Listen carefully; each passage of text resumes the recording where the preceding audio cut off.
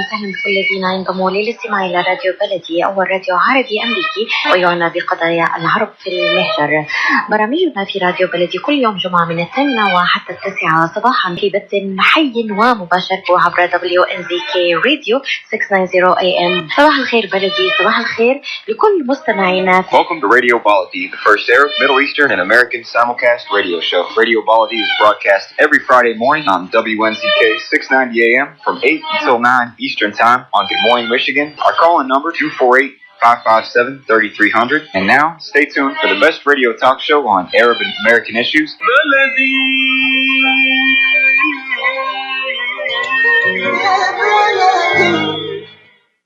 The U.S. Arab Radio Network is the largest Arab and Muslim radio network in America, broadcasting throughout the Midwest region Monday through Friday on WNZK AM 690. U.S. Arab Radio features Arabic and English language programming on every topic, from health, food, and culture to government, politics, and legal issues. Listen live to U.S. Arab Radio in Michigan, Toledo, Ohio, and Windsor, Canada on WNZK AM 690. And in Washington, D.C., Maryland, and Virginia on WDMV 700 AM. You can also follow us on Facebook, Instagram, X, and TikTok.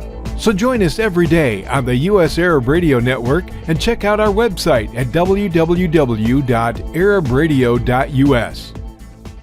And welcome to this week's episode of Two Guys on Politics with co-host former Illinois Congressman Bill Lipinski and myself, Ray Hanania, writing at the Southwest News Herald newspaper group, which Bill writes for too, and also a columnist with Arab News in the Middle East. And this is Season 4, Episode 20. You can get our podcast at twoguysonpolitics.com. In Segment 1, we're going to talk about the Chicago mayoral race and some of the candidates that are running. What are some of the things that need to be considered? And also a look back at Danny Davis, former alderman who is a congressman now who's retiring. Danny, just a great guy. I know Bill and I both think highly of him. Then Bill is going to talk about his column. He's going to read his column on American exceptionalism. Then in segment 2, we're going to talk about the war in Ukraine, a little update on it. We'll talk a little bit about the Cook County elections that are coming up next year. The Democratic Party dumped some candidates and slated others. So we'll talk a little bit about that. And I'll talk about my column in segment 2 about the Americans who have been killed by the Israelis that nobody writes on. Anyway, we're going to take a quick break and we'll be right back right after these messages to talk about all these and other issues. A car accident can change your life in an instant. As a result of a car accident, you may become unemployed. As a result of a car accident, you may need a lot of medical treatment. People think that insurance companies are on their side. Why? Because they're giving them one or two benefits. Are they giving them all the benefits they deserve? How would one know unless you consult with an attorney? Call the law offices of Jumana Kiruz at 248-557-3645. 248-557-3645. With more than 30,000 successful in vitro fertilizations, IVF Michigan is now ranked as one of America's best fertility clinics according to Newsweek magazine. IVF Michigan fertility centers are the recognized leaders in high-quality fertility care. With locations in Bloomfield Hills and 9 other cities in Michigan and Ohio, IVF has experts in all aspects of the field. A founding member, American board-certified Dr. Nicholas Shama, is one of the leading reproductive endocrinologists in Michigan and Ohio. He has performed over 20,000 successful IVF cases, and it's helped thousands of couples fulfill their dreams of parenthood. When it's time to get personalized care from Dr. Nicholas Shama at one of America's best fertility clinics, call IVF Michigan Fertility Centers in Michigan and Ohio toll-free at 855-952-9600. 855-952-9600. And welcome back to Two Guys on Politics. I'm Ray Hanania. I'm Bill Lipinski, and it's great to be here once again with you, Ray. Yeah, and we got another big mayoral race. I know it's not until the spring of 2027, which is a year and a half from now, I think. But it's big, right? We got everybody talking about it. Everybody wants to run against Mayor Brandon Johnson. We can go over some of the names, but how important are these mayoral races today in terms of, you were a committeeman, a Democratic committeeman, and one of the biggest vote-producing wards in the 23rd Ward on the Southwest Side. And these mayoral races were a big deal. I bet they're not the same today as they were back, when you were... Well, back when I was a committeeman and alderman and then a congressman, there were ward organizations that produced the votes. I myself, Mike Madigan, the 11th Ward of the Dailies. Those were three, and the 19th Ward. But I would say that as far as producing Democratic votes, there was the 13th Ward, the 11th Ward, the 23rd Ward, the 19th Ward. But they all had strong ward organizations. They all had precinct captains going door to door to have people talk about coming out and voting for a particular Democratic candidate. There were other wards like that also, but those were by far the four strongest. Today, you don't have anything like that whatsoever. Today, it's mostly television, and it's also, candidates holding rallies here and there. Show you how important television is. The young man that's running for the U.S. Senate, Congressman Raja, he's already on TV with commercials. And that election is quite a long time from now. But to show you how important television is. But of course, when you have $19 million, you can spend it, pretty early in a race. As far as the mayoral race, I think it's going to be very, very interesting. It will depend upon who runs. Who are some of the candidates that you have heard that are interested in taking on Mayor Johnson? Well, of course, I really doubt Mayor Brandon Johnson's going to step down. He's going to run for re-election, I think. Oh, absolutely. Backing of the Chicago Teachers Union, which was his organization that helped him win. And then there's Susana Mendoza, who is the Illinois comptroller. There's Maria Pappas, who is the Cook County treasurer. There's Alexi Giannoulias, who is the Secretary of State.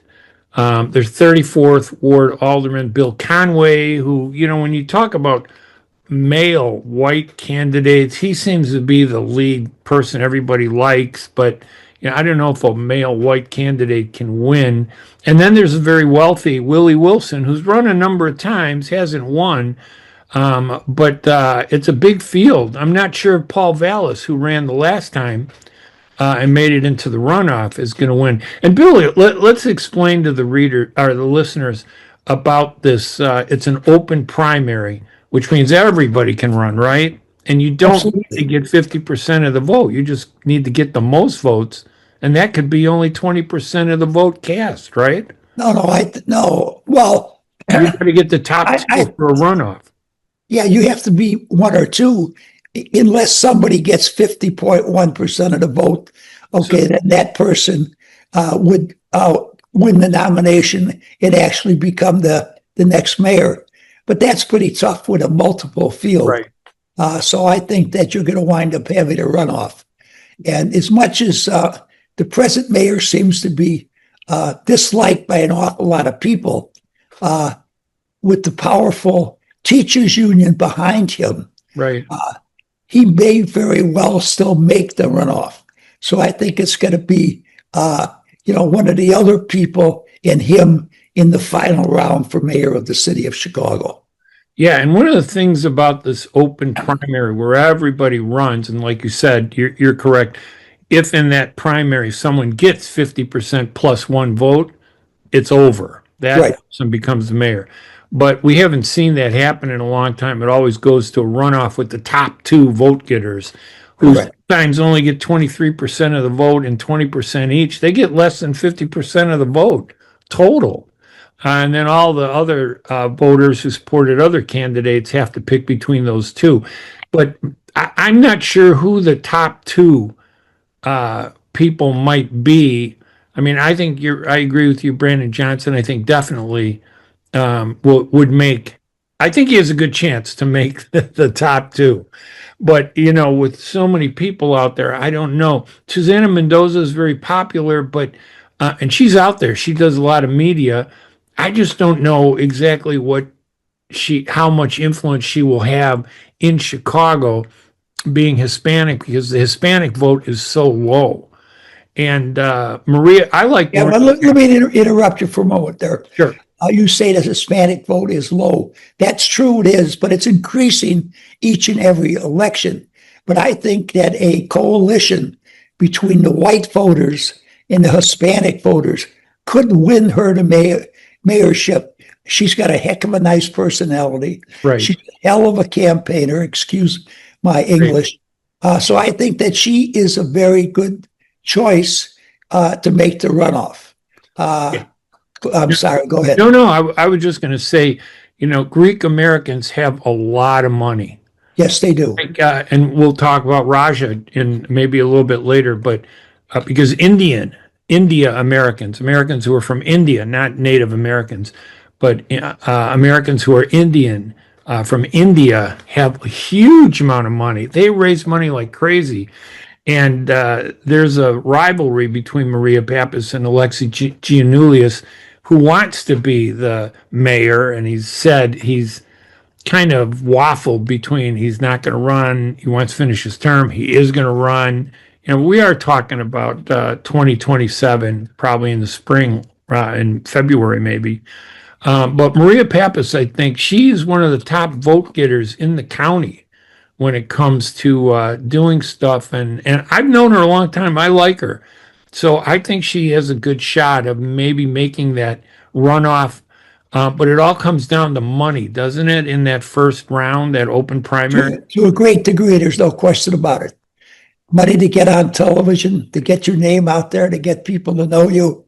Yes, that's very, very important. No question about it. I'll tell you, if he is the only white candidate, right, that Bill Conway, right, has an awful lot of money in his family, and I think he used it very well to win the spot that he has at the present time on the city council. I think that he would have a good chance if he's the only white candidate. If there's multiple white candidates, impossible for him to win. Yeah, and that would, when you look at the field, it would be Brandon Johnson and Willie Wilson would be African American, but they'd throw Susana Mendoza in the white category, even though she's Hispanic, I think. Absolutely. And then you got Maria Pappas, Alexi Giannoulias, and Bill Conway, as you point out. And Conway has a lot of money, very popular. So, yeah, it's going to be an interesting race. And I think it'll come down to either having the most money and identifying with a good issue that resonates with voters. Do you think that the candidates have to really connect with voters to win an election on an issue? Or do you think it's just about the money and the organization, the people? Well, I think that in this particular election, quite frankly, it will be between the person who the Chicago Teachers Union supports, and that's Johnson, okay? I think they'll have enough muscle to get into the runoff. And then I think it will be an individual who most people believe will put up the best fight against him. Because if you're not with him, you are definitely against him, because you're not happy with the things that have gone on in the city of Chicago since he has been mayor.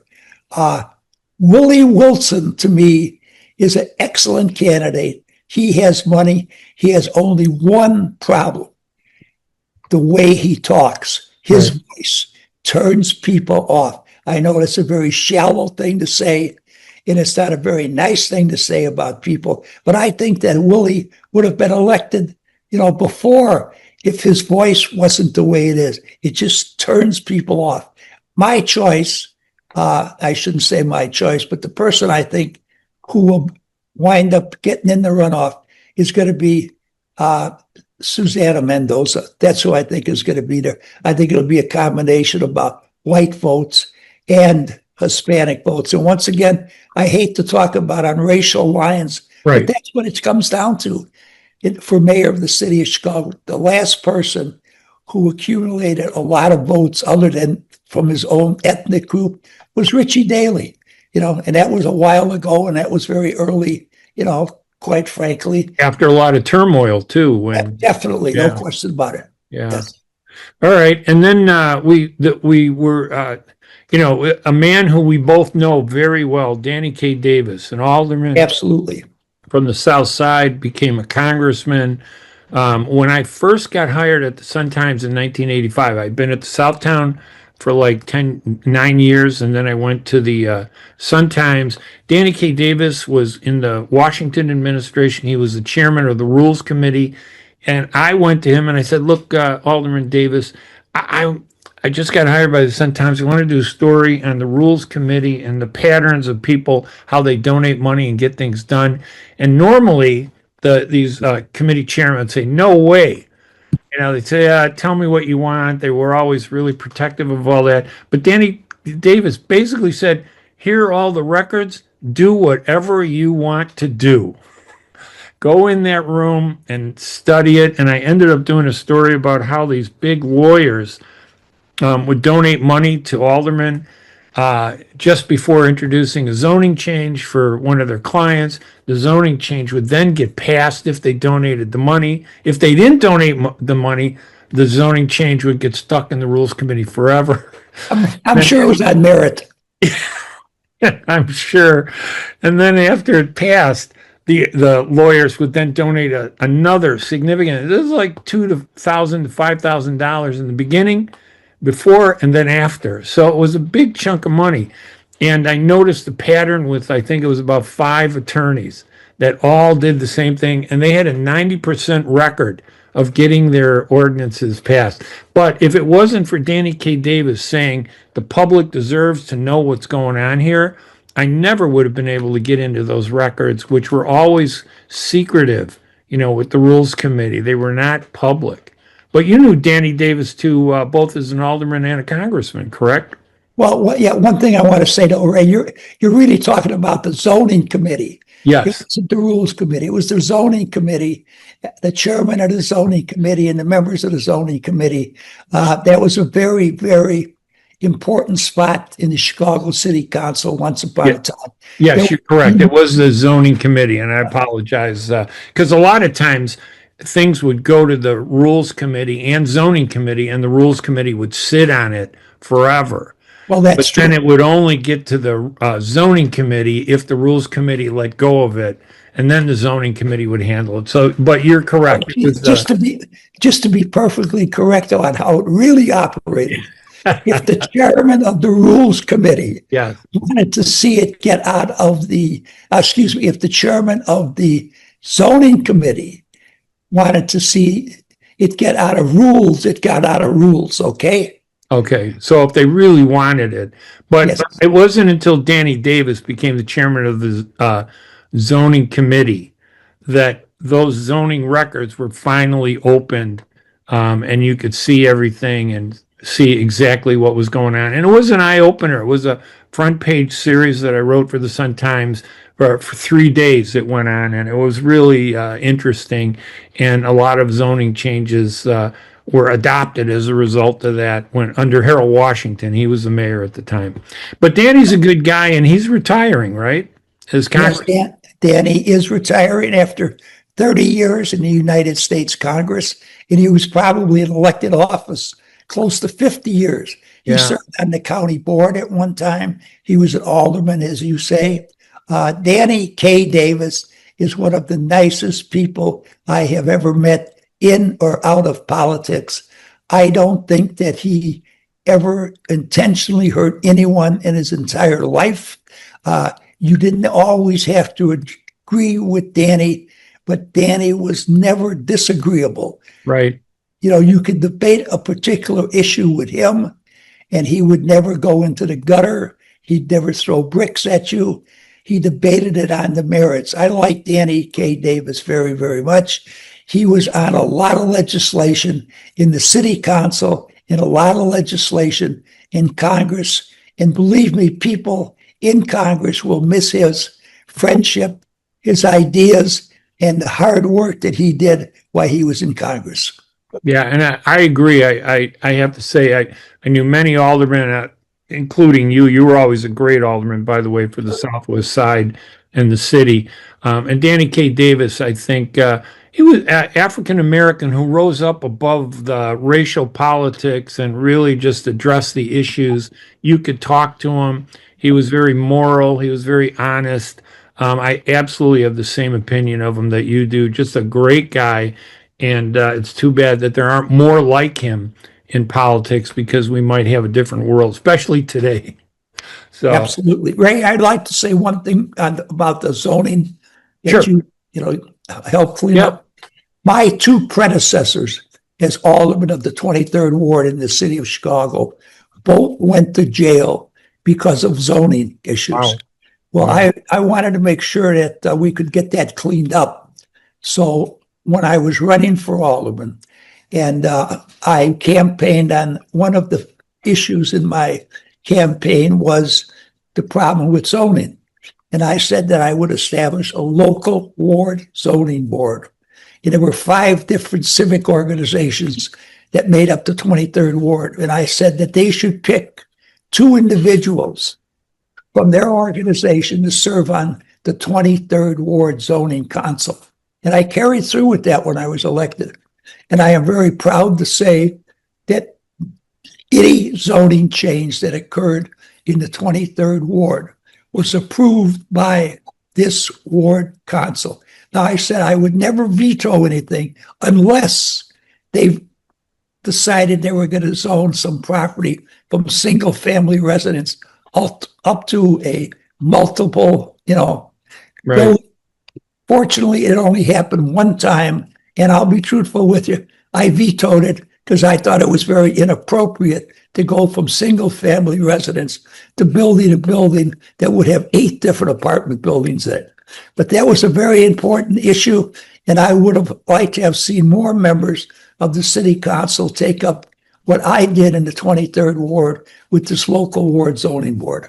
Yeah, you had a very unique process. That was unusual. Not every ward would do that. In other wards, the city's basic attitude was no zoning issue would pass if the local alderman didn't support it. That seemed to be the only rule in zoning.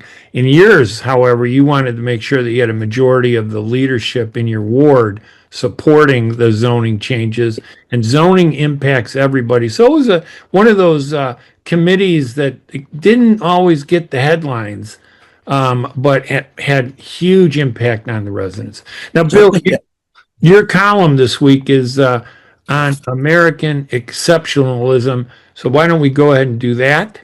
And we'll talk a little bit about that before we take our first break. All right. Thank you very much, Ray.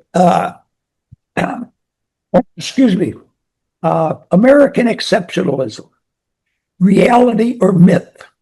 I believe it is reality and has been since the days of the Puritans.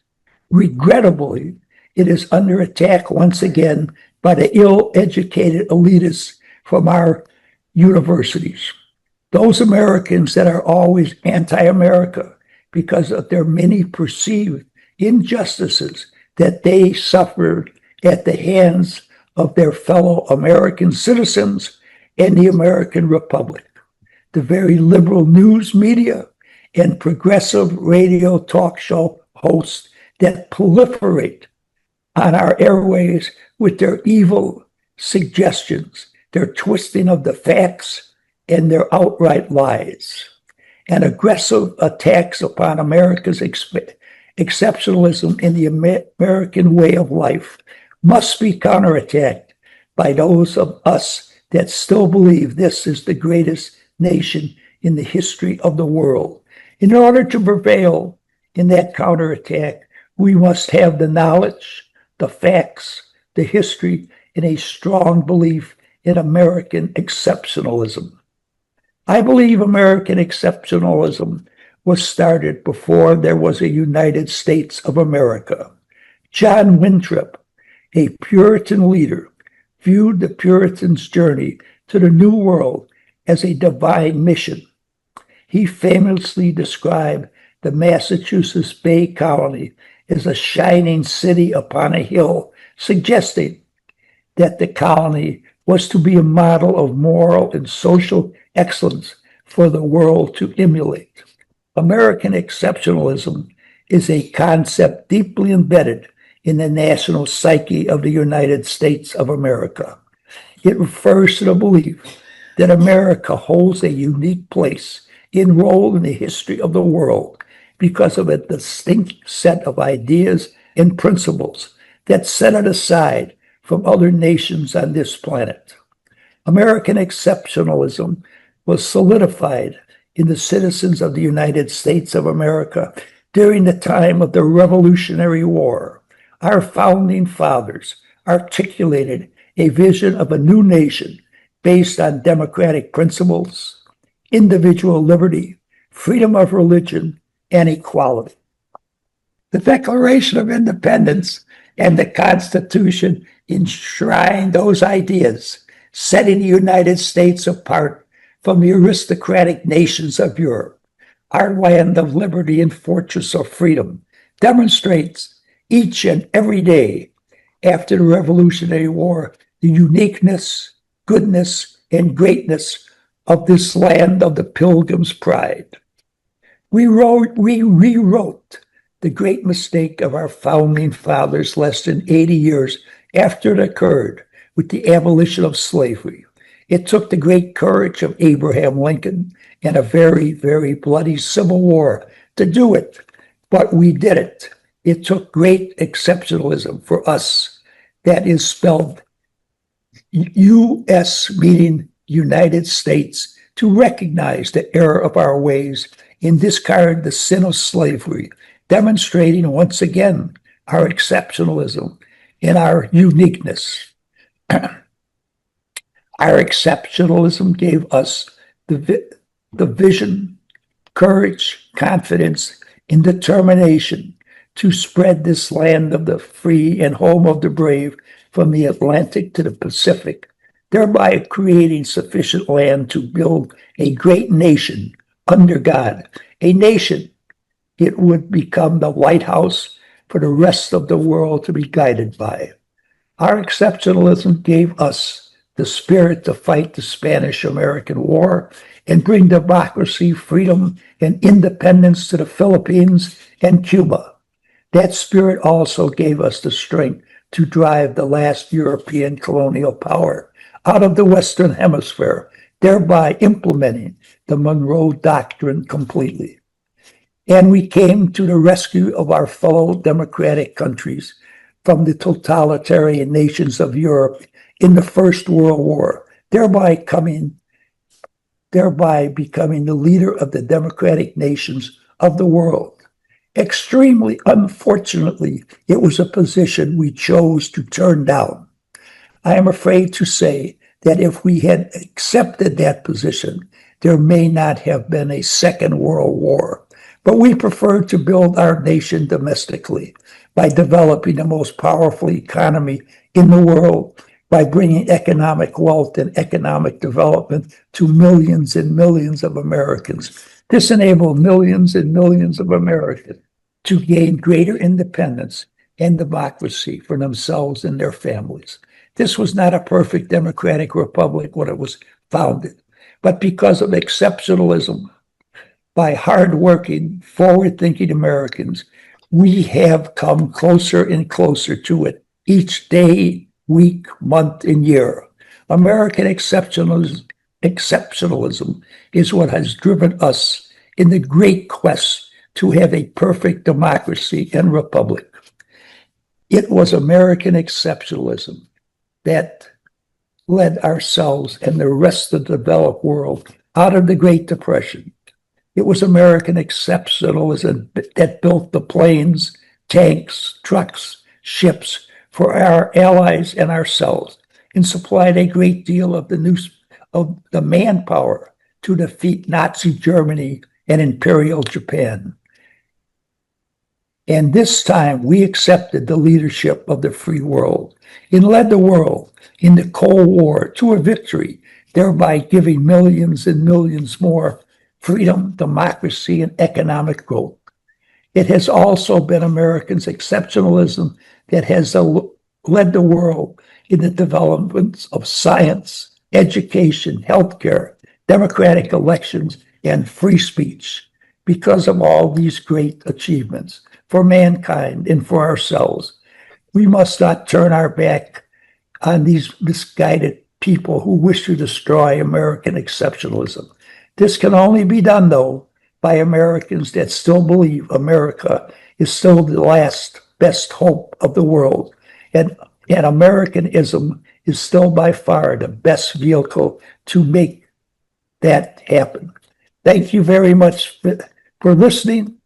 And I turn it back to my good friend, Ray Hanania. That's a great column. Now, when I hear the word exceptionalism, Bill, I actually hear two words. Yes. Exceptional, which means great things, phenomenal, achievement, and exception, which is hypocrisy and contradictions. And I know you're talking about exceptional, the great things that America does and achieves, and the American people shoot for. But I often, unfortunately, see us lag down into exception, where we use politics to push something down and support something else instead of achieving exceptionalism. So we need to go for the whole word, not the partial destructive part of Well, it. I say that we are not a perfect democratic republic, but we are working towards it each and every day. And you show me a country who does more for democracy worldwide and freedom worldwide than the United States of America. Yes, we make mistakes. We made them a long time ago. We make some today. And I'm sure you can point out to me a place where we're making a mistake today. But I choose to look at the positive things and the great things that this nation has done, because I don't believe an individual like you or an individual like me could have achieved what we have achieved, fortunately, in any other country in the world. Now, I agree with you. I think that America is built on democracy, exceptionalism, doing what's right. We have laws. We have, processes that are clear for everybody. Everybody is supposed to be treated equal. As you know, that unfortunately, we get all these other factors that cloud up the exceptionalism of the United States and our exceptional attitude, and turns into exception. I think today's United States, we're at the lowest measure of exceptionalism, maybe, than we've ever been. The politics has been terrible, not just with the Republicans and Donald Trump, but even with the Democrats. It seems like nobody is concerned about the people. They're only concerned about the politics. That doesn't undermine what your point that you made, that America is built on pursuing the exceptional. But unfortunately, we have a lot of people that, especially in recent years, have been, I think, leading this country in the wrong direction. And it's been very hard to get us back on track. That's why it's necessary for Ray, for all of us to become involved in politics, to know what really is going on, so we can elect people to public office who can rise above petty party consideration and work for the good of all American citizens. Yeah, I agree with you, and I just wish that we could find a way past where we are today to get where your vision really kind of paints a great picture of what this country has been in the past and can be in the future, but still has, unfortunately, a lot of unfortunate challenges that we have to kind of deal with. All right, Bill, let's take a quick break, and then we'll come back with segment 2 and talk about Ukraine, a little bit about the Cook County races coming up next year, and then I'll do a little talk about addressing the issues of exception when it comes to the Middle East. I'm Ray Hanania. I'm Bill Lipinski. And we'll be right back right after these messages. Welcome to El Shaba Restaurant at 2029 15 Mile Road in Sterling Heights, where you'll be treated to the finest in Middle Eastern cuisine. Enter into the exotic atmosphere of tantalizing aromas and enjoy our chicken or beef shawarma hummus, kebabs, specially seasoned Syrian-style beef burgers, maybe a fattoush salad, soups and sandwiches, plus desserts that include baklava, ice cream, and more. Just call in your order at 586-565-6661 or go to our website and place your order now at elshaba.square.site. That's elshaba.square.site. Then you'll see all there is to choose from. Try us today. You'll like us. We are located at 2097 15 Mile Road in Sterling Heights. Life for Relief and Development has now been rated as one of the best charities for humanitarian aid. Life's humanitarian projects span the globe, and Life is celebrating its 30th anniversary of providing essential life-saving aid to people and communities in 36 countries, regardless of race, color, religion, or cultural background. Where there is life, there is hope. And when disaster occurs here or around the world, including being one of the first responders to the Turkey-Syria earthquake crisis, Life for Relief and Development rushes in to provide food, medical aid, and shelter to those in need. We are looking to help the earthquake victims, and we take 0% overhead on emergency donations. So please help improve these efforts. Learn more about our involvement to help the helpless and bring hope where it's needed most, and make your tax-deductible donation to Life for Relief and Development now at lifeusa.org or call 248-424-7493. That's 248-424-7493.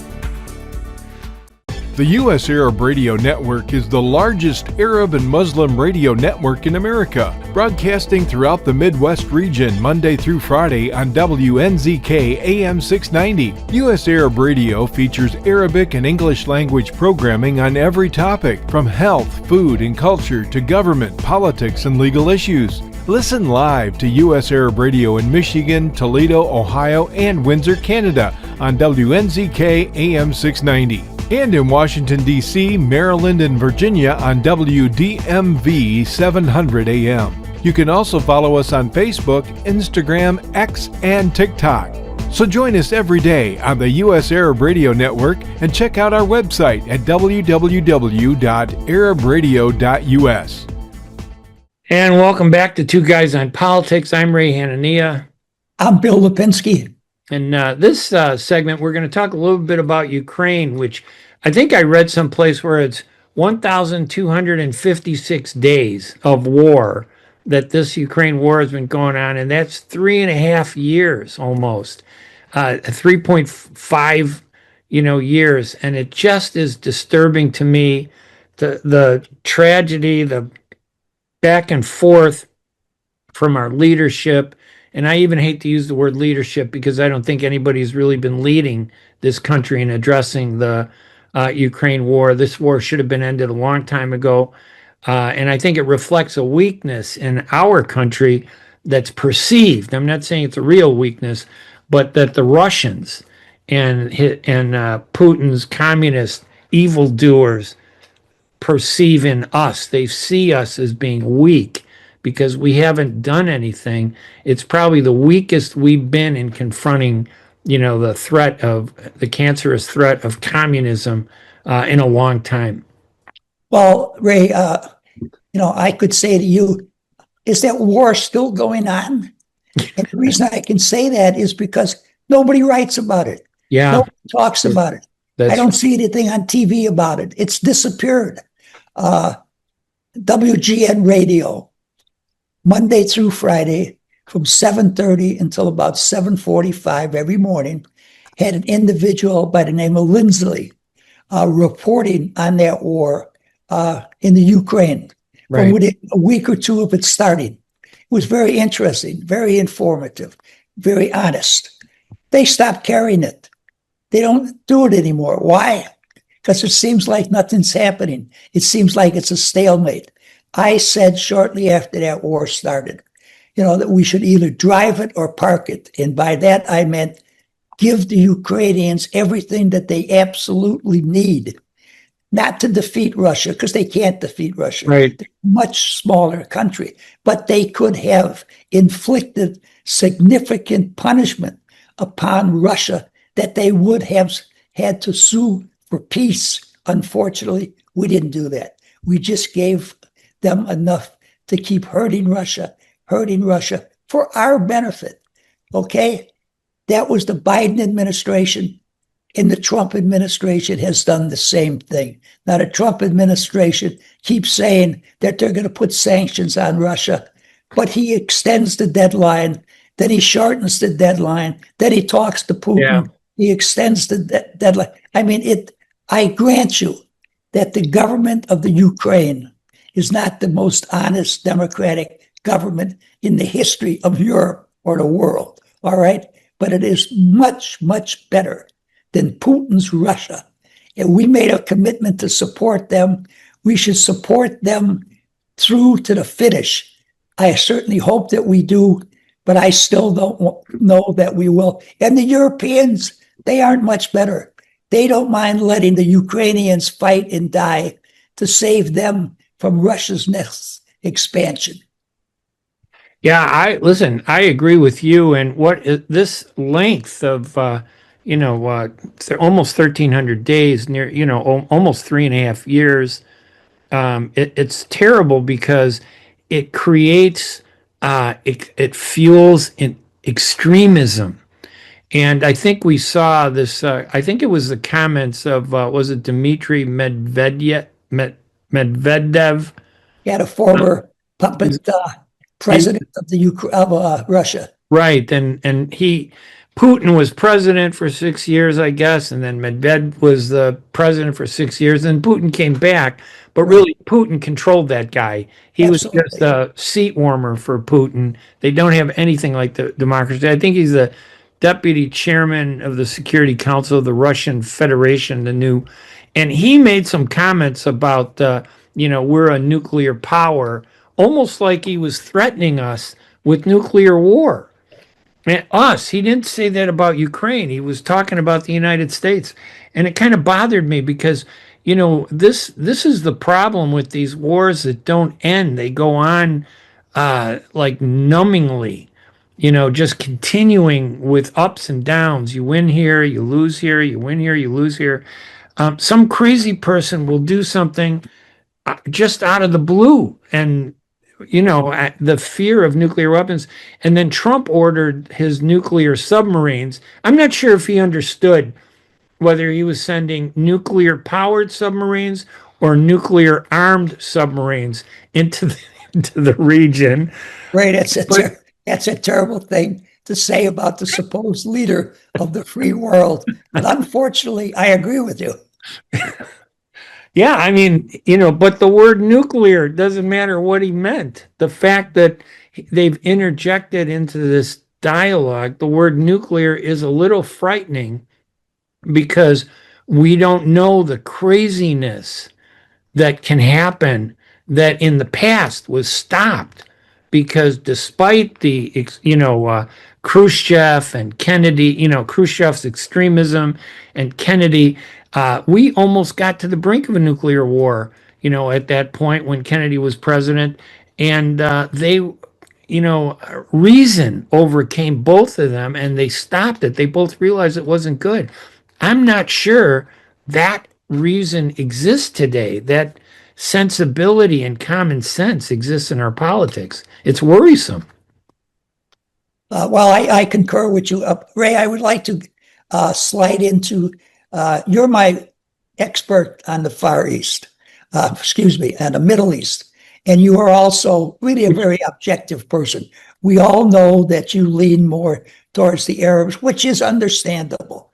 Your heritage is there. But for a man who leans that way, you present the most objective picture of the Middle East of anyone I know. What's happening there at the present time? Is there anything new there? I don't want to see that war drift away, just like the Ukrainian war has drifted away from the psyche of the American people, because we are so important to that war also. Yeah, there's no question that October 7th, 2023, this attack by Hamas on Israel that day was a terrorist act. It was stupid. I don't understand why Hamas even was empowered to do that. What right did they have? The Palestinians have their own government, even though it's subjugated by the Israelis. They still had a process, and Hamas just did what it wanted to do, and killed something like 1,200 Israelis. Most of them, by the way, were soldiers who were at this event, but still, it was unprovoked at that level. There were conflict between the two, the Israelis and the Palestinians. They were going back and forth. There was some violence, but it was at a much lower level, and that could have been dealt with. That October 7th attack by Hamas opened the floodgates and gave Netanyahu, who is really one of the most extremist leaders Israel has ever had. I disagreed with Yitzhak Rabin, but Yitzhak Rabin, the former prime minister who made a peace accord with Yasser Arafat, the leader of the Palestinian Liberation Organization, he had common sense, and he said the goal is peace. The goal is to try to end the conflict. He made a peace deal. I was lucky. I was at the White House peace signing ceremony in October 1993, I believe it was, and I got to meet Rabin. And also, I knew Arafat. I had met him many times, and I really believed he was secular, not religious. And a secular Arab can compromise. A religious Arab, in my opinion, can't. And that's what Hamas is.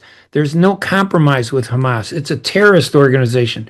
But Netanyahu is run by the religious organizations in Israel. He cannot compromise. They want total destruction. And since that attack, the Israelis have killed more than 60,000. And I really believe that 60,000 number is way low, because we're not getting both sides of the story from that conflict. The Israelis are much better at public relations, communications, and propaganda. The Arabs are completely stumbling, have no idea how to communicate what's happening. So I really believe that number is higher. This conflict is much like Ukraine. It just keeps on going, and the only time you hear about it is when some dramatic incident occurs where 20 or 30 Palestinian children are killed at a food site run by the United States and Israel. That solution is distant. I'm very worried that is going to drag us into a conflict more than the Ukrainians. And I had written, and I'll talk about this at the end of this segment, I had written a column about how 5 American Palestinians have been killed by the Israelis, and nobody wants to do anything about it. But when an American Israeli is killed, they bring the family to the White House, or if he's an American Israeli hostage, like they did, they brought that person to the White House. They celebrated him. He was on the front page of every American newspaper. But these Americans who happen to be Palestinian, who are killed by the settlers, Netanyahu's extremist supporters, nothing comes of that. And that fuels an anger that turns into a hate. And that's the dangerous part, when you don't acknowledge the suffering equally. So I think that's a big problem. I'm really worried about it. There's no end to that yet. Well, as I say, you're my expert on the Middle East. I hoped to have time someday to immerse myself in the Middle East politics so that I can intelligently discuss things with you. But at the present time, I am incapable of doing it. All I can say is that, I believe Israel has a right to exist. I believe that Israel has been set upon on numerous occasions. I disagree with the way they have conducted this war. That's nothing new for me. I said it a couple of weeks into the war, that the way Netanyahu was going about it was going to cost Israel friends around the world, and that has happened. More and more nations have given up on Israel, and decided that they were not necessarily going to be opposed to Israel, but they were not going to support them any longer because they felt that Israel and Bibi has too much unnecessary blood on his hands. Yeah, listen, in my opinion, Hamas is destroyed. Their leadership was completely eviscerated by the Israelis. They took them all out. What I think we see there is an anger that the Israeli government, not the people, because I'm like you, I support the two-state solution. I recognize Israel, and I recognize the rights of Palestinians, where my father and mother are from. And I'm Christian, by the way. A lot of people think I'm Muslim, and there's that racial aspect, a religious racial aspect, where a lot of people don't like Muslims. But they're Christians that are part of this, and they're suffering. And I will say the only Christian who really stands up and speaks is Pope Leo. Just this week, he spoke about, the suffering of Palestinian children who are being murdered and killed by the Israelis for no reason at these food sites. For him to speak out like that, it was very encouraging. But the world is turning against Netanyahu, not Israel as a country, but against Netanyahu and his government. And I'm hoping that at some point that government can be replaced. But you know how it is, that if a country feels like it's being picked on, even if they have a lousy leader, look at Germany and Hitler, and Italy and Mussolini. The more that we picked on them, the more that their people rallied around those leaders. And Hitler was able to use that hate from all these Western countries to galvanize that support and blind his own people. And it's kind of sad. And I'm not saying that there's a comparison between the Holocaust and what's happening today, but I am saying that process of blinding people to support the worst is happening in Israel, and it's unfortunate. So it is terrible. So listen, let me just point out, I'm not going to read the column, but I will tell you about these Americans, because I think it's important that we see these, Americans who have been killed by the Israelis. That there are 5 American Palestinians that were murdered since, in the past 2 years. And there's been very little or no mention of their tragedies in the media. They don't even write about them. But just in the past 4 weeks, maybe even 3 weeks, on February 16th, a guy named Mohammed Ibrahim is 15 years old. The Israeli soldiers went to his house in the middle of the night at 3 a.m. It was maybe 10 or 20 masked Israeli soldiers with guns. They kicked the door open of the home. And then they went into the home. They broke everything in the home. They scared the family. They grabbed the boy, this 15-year-old, who really looks like he's 12. And the parents were asking, what are you doing? Why are you doing this? They don't have to explain anything to the Palestinians. They just go in and they grab somebody. They took him. It took him, the father, because I interviewed the father, it took him 4 days to find out what happened to his son. So if someone, it's the lack of law. There was no legal process for this. So he's worried. His son has been in prison since February 16th, and he hasn't been able to see him. That's almost 6 months. For a 15-year-old, I'd go nuts. I'd go crazy. And then in July, just a few weeks ago, July 11th, a young man who was 20 years old, his name was Saifollah Musalit. He's an American. His family's from Florida. He was at his farmland near his village when these Israeli settlers came in and beat him up so badly he was, incapacitated. But the Israeli soldiers came, surrounded the place, and refused to allow an ambulance to come in to take him to a hospital for 3 hours. When they finally allowed the ambulance to come in, and I spoke to the family and the brother and everything, they got this young man who was 20 years old, who ran an ice cream shop in Tampa, Florida, for years for his family. They got him to the ambulance. He died in the ambulance as it was leaving. He couldn't survive. Had they allowed them to take him sooner, he would have survived. And then just about 10 or 15 days later, there was an American family that had moved from Chicago to the West Bank. The guy's name is Khamis Ayad. He's 40 years old. The settlers, in the middle of the night, burned property, burned farms, and burned cars.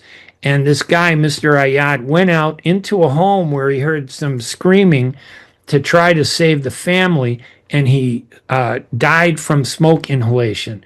The worst part about all this, obviously the death is the worst part, but the even worse is nobody writes about these Americans. And I'm not saying, all Israelis are bad and this, Israel should be destroyed. But I am saying that when an American is attacked and killed, we should step in and defend that American, regardless of what their race, religion, or nationality is. These are Americans. We should speak up for them.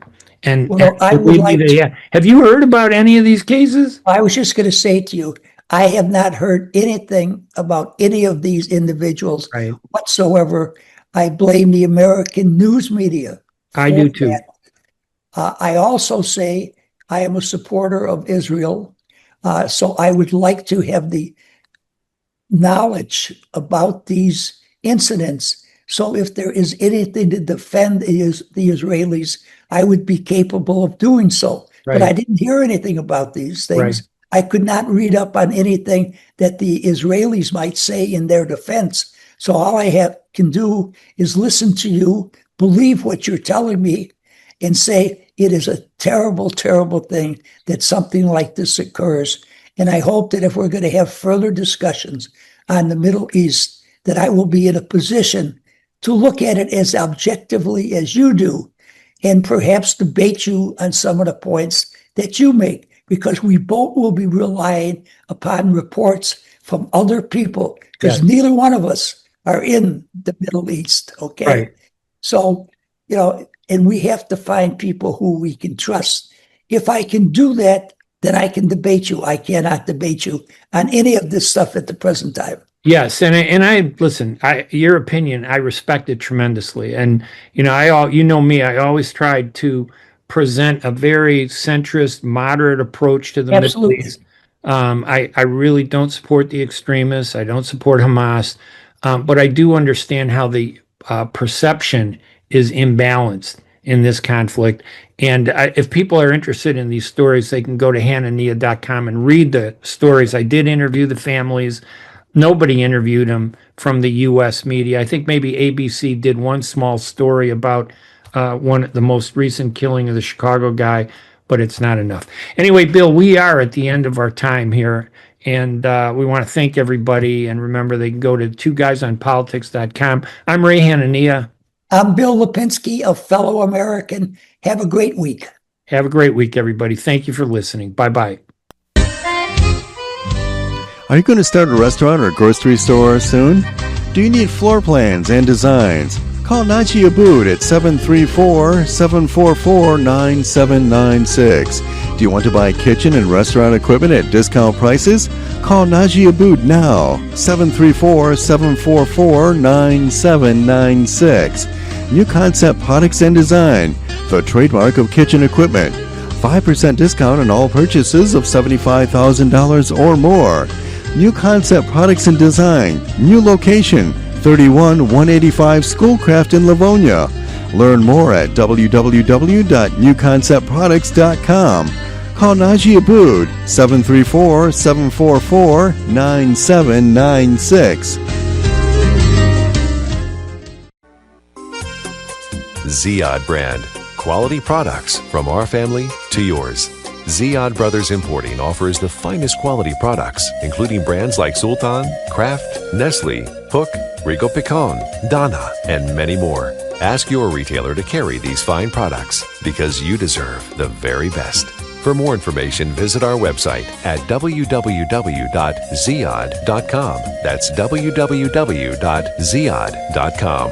Ziyad, quality products from our family to yours.